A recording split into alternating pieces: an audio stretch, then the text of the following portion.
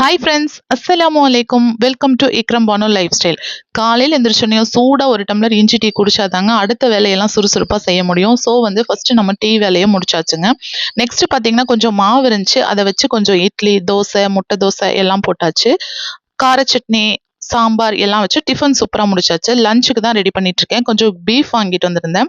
So அதை தான் ready பண்ணிட்டு இருக்கேன். ஒரு மிக்ஸி ஜாரில் இஞ்சி, பூண்டு, குருமிளகு, சீரகம், மிளகாய்த்தூள், மஞ்சள் தூள், மல்லித்தூள், மட்டன் மசாலா, தக்காளி, பெரிய வெங்காயம் எல்லாத்தையும் நல்லா ஸ்மாஷ் பண்ணி அரைச்சாச்சுங்க. ஒரு குக்கர் வச்சு அதில் கொஞ்சம் போல் ஆயில் விட்டு நம்ம போட்ட மசாலாவை ஃபுல்லாக நல்லா வதக்கிட்டு பீஃப் நல்லா வாஷ் பண்ணி உள்ளே போட்டாச்சு. ஒரு 5-6 விசில் விட்டதுக்கப்புறமா எடுத்து அதில் கொஞ்சம் பொடி பொடியாக கட் பண்ண பெரிய வெங்காயம், தக்காளி, பச்சை மிளகா, சோயா சாஸ், தேவையான அளவு உப்பு எல்லாத்தையும் போட்டு நல்லா சுண்ட வச்சாச்சு.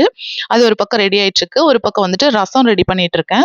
ரசத்தை ரொம்ப கொதிக்க விட்டுறக்கூடாதுங்க. அதோட டேஸ்ட்டே சேஞ்ச் ஆயிரும். ரசம் அங்கேயும் இங்கேயுமா கொதிக்கும் போதே அதை நம்ம ஆஃப் பண்ணி எடுத்துடணும். பாருங்க, நம்ம பீஃப் சூப்பரா ரெடி ஆயிடுச்சு. இன்னைக்கு நம்ம ஒரு ஃபங்க்ஷனுக்கு தான் கிளம்பிட்டு இருக்கோம். இது வீட்டில் இருக்கிறவங்களுக்கு சமைச்சாச்சு. நான் ஒரு ஃபங்க்ஷன் அட்டன் பண்ண போறேன். ஸோ கிச்சன் வேலை எல்லாத்தையும் முடிச்சு கிச்சனை நல்லா பாத்திரம் ஃபுல்லாக கழுவி ஆர்கனைஸ் பண்ணிட்டு வீட்டை ரெடி பண்ணியாச்சு.